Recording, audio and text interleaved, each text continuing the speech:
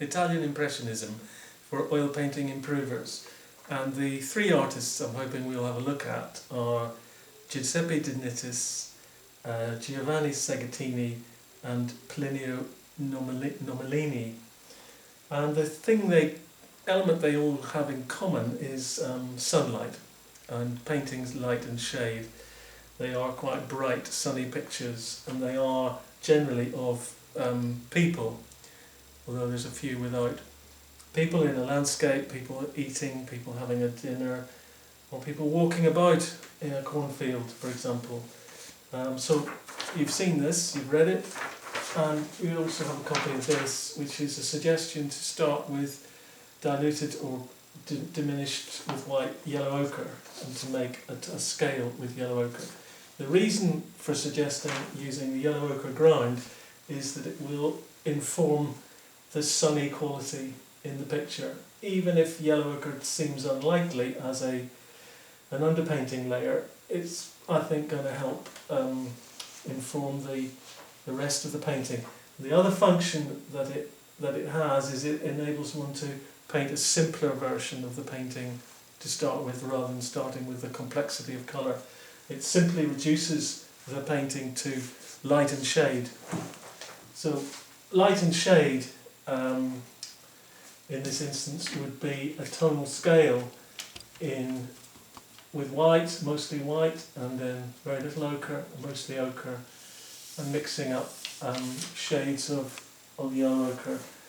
So to simplify this further, I'm going to just have 3 brushes and 3 values, some yellow ochre and a little bit of white. That could be a middle value. There are other values, obviously, but if we were to reduce it to its simplest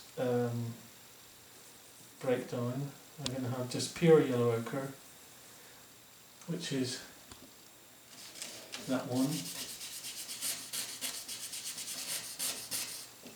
A middle tone yellow ochre, which is, I think, that one, and a light yellow ochre, which would be mostly white. You could do this with acrylic and it would save time in the drying. If you do it with the water-soluble oils, then leave this for a week perhaps to dry. It's the white particularly that takes the longest time to dry. So those are my 3 tones. I've got 3 brushes. I like working with an edge, a rule, with oil paint. I'll put that down. I'll start on this version. You see I've already made a couple of versions of these paintings. But how did I start? Well, this is just an idea of beginning the painting.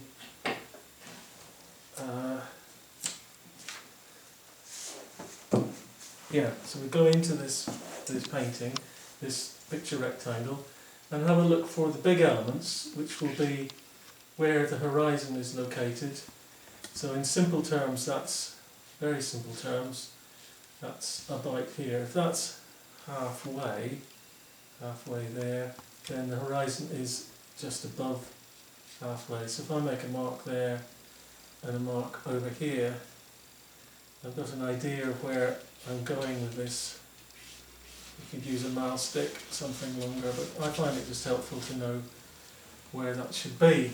A little bit of solvent, a little bit of dilution. So this is mostly going to be cornfield, and the big horizontal, and then the vertical element. Where is the vertical? And somewhere, I think here perhaps, these 2 figures are to the left of centre, more or less on a third, although the right hand edge of this figure is bang in the middle of the picture, so that's about there. So if I make a very light line there, that's going to help me. So that's the sort of edge of the figure. This is the sort of top edge of the figures, and roughly on need to know it goes about 3. So the width goes about 3 times into the height. From 2, I think, about there, up at the upper edge of this. And width going once. Width going once, twice, 2 2/3 times. So once, twice, a little bit more, maybe down to there, something like that. I'm making a window or a box that I can fit these figures into, and have a look at the imaginary. I'm imagining the shapes. So there's a parasol that is somewhere about there. It's across that water. I'm going to put that in roughly there with water and just plain ochre. And I'll come off the brush. I don't know if that's going to be possible to move. It seems to have gone right in.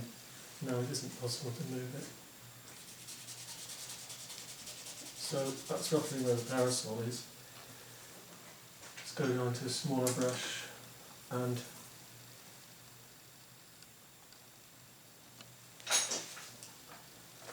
what I'd like to do is look at the empty shapes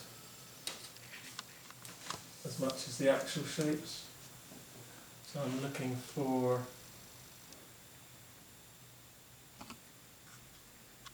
this shape down the shoulder and the back to the elbow, and the interior shape.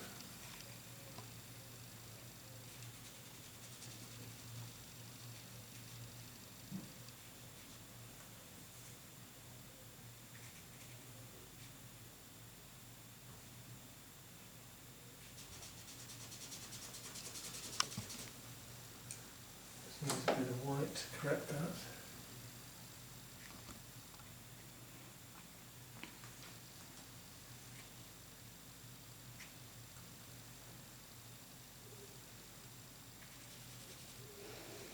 So I'm looking for the negative shapes, and that's the great thing about oil paint, is you can alter this by simply putting paint over the top. I'm looking at this little empty space in here between these two figures. You've got a straight line coming through there somewhere. Let's try and paint that out. Another gap here, little gap there, and a tiny gap here between this handle of the parasol and the back of this other figure. A bit of an edge there.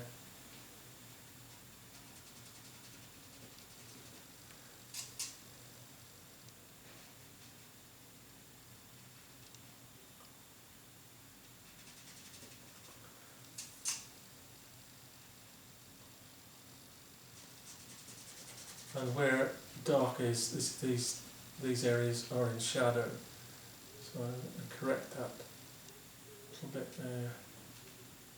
Take that in.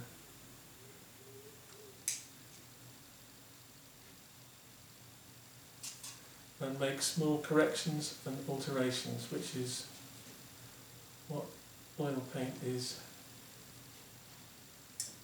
designed for, is able to do.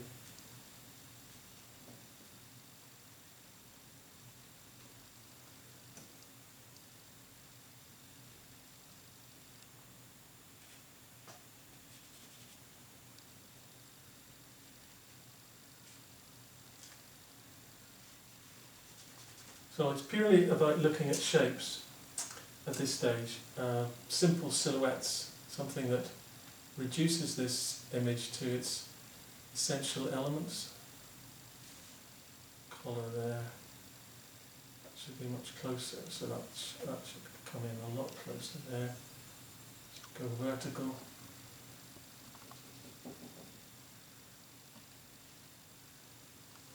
And then these other shapes, I'll make this image. So this is very much about light against dark. Light there, a gap, a little tiny gap, some shadow.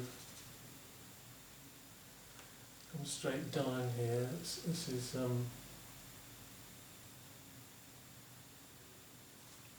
further over. And straight down the hands, somewhere in the front there. That's the most precise area of the whole painting, and many paintings are like this, that you'll find an area that's really detailed and then other areas that are not so detailed. So if I was to simplify this with just by blocking in the rest of this cornfield in tone, I'm able to find this bit of paper, block in. I'm trying to create light against dark because this part here is very light and this is all a little bit darker. Doesn't want to come off the brush. Come down here. So you've got weeds and lots of textural marks happening here.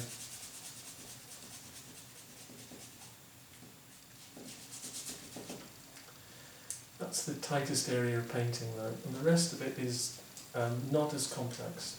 So if I had more time, this is one I prepared earlier. You can see I've blocked in this further and I've brought out the light here being the lightest part of the painting.